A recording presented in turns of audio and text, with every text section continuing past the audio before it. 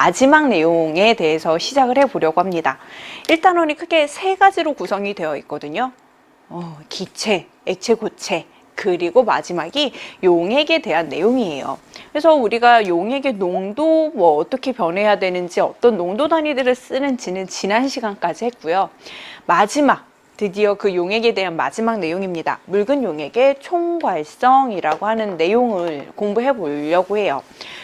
이 묽은 용액의 총괄성이 무엇인지는 뒤쪽에 가서 다시 한번 정리를 할 텐데, 그 전에 어떤 애들을 총괄성이라고 하는 한 묶음 안에 묶어두냐면요, 증기압력이 내려가는 거, 그리고 용액의 끓는 점이 올라가는 거, 또는 어느 점이 내려가는 현상, 그리고 삼투압이라고 하는 현상, 삼투 현상이라고 하는 것까지를 용액의 총괄성이라고 하는 하나의 묶음으로 설명을 하게 됩니다. 이제 그러면 우리가 하나의 묶음으로 했다라는 건 얘네들의 공통점이 있으니까 하나로 묶어놨겠죠. 그 공통점이 무엇인지 잘 보면서 어떤 부분이 비슷한 건지 라고 잘 생각을 하면서 보면 이 부분 공부할 때 큰 도움이 될 거예요. 여기까지가 일단 힌트. 그러면 오늘 공부할 내용 시작해 보도록 하겠습니다. 오늘은 증기압력 내림부터 시작을 해 보도록 할게요. 증기압력이라고 하는 건 선생님이랑 앞서 공부했어요. 이미 우리가 액체라고 하는 내용에서 공부를 해봤는데, 어떤 거냐면 액체와 동적 평형 상태에 있는 기체가 나타내는 압력을 증기압력이라고 이야기했습니다. 어떻게 했냐면 진공 상태의 플라스크를 만들었고요, 거기에 액체를 담았죠. 그리고 시간을 좀 더 보자고요. 시간을 두면 처음에는 액체 표면에서 증발만 일어날 거예요. 이렇게 증발돼서 생성되는 이 기체 분자들이 늘어나면 자기들끼리 충돌하기도 하고요, 일부는 에너지를 잃어버리기도 하고요, 뭉치기도 하면서 다시 액체 상태로 돌아오는 현상이 나타날 수 있었거든요. 우리 그런 걸 뭐라고 했었죠? 그래요. 그런 걸 우리가 응축이라고 했다고요.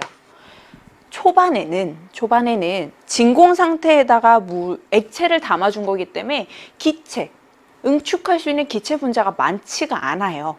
그래서 증발 속도가 매우 우세했었습니다. 근데 시간이 지났더니 어떻게 되더라? 그래요. 이제 증발이 일어나요. 증발이 일어날 거고, 그런데 이 증발 덕분에 기체 분자들이 늘어나면서 응축 속도도 증가했었어요. 그러다가 증발 속도랑 응축 속도가 같아지게 되면 우리가 이런 지점을 뭐라고 했다고요? 맞습니다. 우리가 이런 지점을 동적 평형 상태라고 이야기를 하기로 했어요. 그래서 이런 동적 평형 상태에 도달했을 때 이 플라스크 아래에 있는 기체들이 나타내는 압력을 증기압력이라고 하기로 했고, 그래서 아마 선생님이랑 이런 그래프 그려본 것도 기억날 것 같은데요. 시간이 지남에 따라서 증발 속도, 응축 속도를 비교를 해봤더니 증발 속도는 온도만 일정하면 일정하게 유지가 됐었어요. 얘네는 증발, 응축 속도는 처음에는 기체 분자가 없었으니까 응축이 나타나지 않다가 시간이 쭉 지나면 기체 분자가 늘어나서 응축도 같이 진행이 될 수 있었습니다. 응축 속도는 점점 커지다가 증발이랑 같아질 거예요. 증발 속도랑 응축 속도가 같은 이 지점을 동적 평형이라고 얘기를 하는 거고, 동적 평형에 도달할 때까지 증발 속도랑 응축 속도의 차이 때문에 나타나는 이 기체 분자들이 나타내는 압력을, 그래요, 그걸 증기압력이라고 하자고요. 이런 증기압력은 용매, 즉 이 액체가 누구인지에 따라서 결정이 됐고, 두 번째 온도에 따라서 결정이 되더라 라고 하는 내용을 아마 저기 앞에서 선생님이랑 액체 하면서 공부했던 게 여러분 다 기억나실 거라고 생각을 합니다. 바로 그 내용을 이제는 조금 복잡한 상태에다 적용을 해보려고 해요. 우리는 지금까지 순수한 액체들에 대해서 이야기를 했으면, 이제는 물질들을 혼합해 놓은 균일 혼합물인 용액에 적용을 해서 살펴보도록 하겠습니다. 일단 우리가 진공 상태 용기에다가 용매를 넣고 충분한 시간이 흘러서, 즉 동적 평형에 도달했을 때 측정할 수 있는 이 압력을, 용매의 증기압력이라고 할 수 있겠죠. 이런 용매에다가 용지를 첨가해서 용액을 만들었어요. 그럼 무슨 일이 일어나냐면요, 이 용액에 들어가게 된 용질들이 용액 전체에 골고루 퍼져 있게 됩니다. 그럼 그 중에 어떤 애들은 바로 용액의 표면에도 존재할 수 있는 거죠. 우리 생각을 해보면 용액의 표면에서 어떤 일들이 일어났었냐면요. 용매 입자들이 에너지를 받아서 증발됐었거든요. 근데 용질 입자들이 표면에 이렇게 콕콕콕 박혀 있으면 용매 입자의 증발을 방해하게 되는 거죠. 그래서 이렇게 용질 입자들이 방해하게 되니까 용매만 있을 때보다는 증발이 적게 일어날 거고요. 그래서 동적 평형에 도달했을 때 이 안에 있는 기체가 나타낼 수 있는 압력이 좀 낮아지게 될 거예요. 그래서 정리를 해보면 용매가 나타낼 수 있는 증기 압력은 용액이 나타내는 증기 압력보다는 좀 클 거야.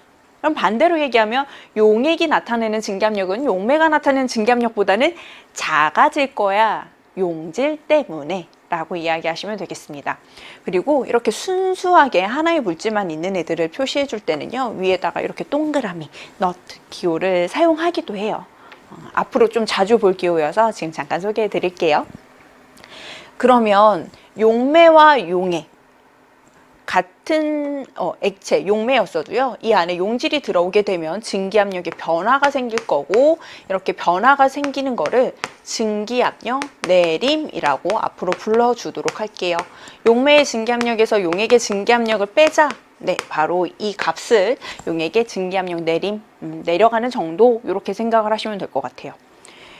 방금 용액에서 용매보다 증기압력이 더 낮아지는 이유가 용질 입자들 때문이라고 했었죠.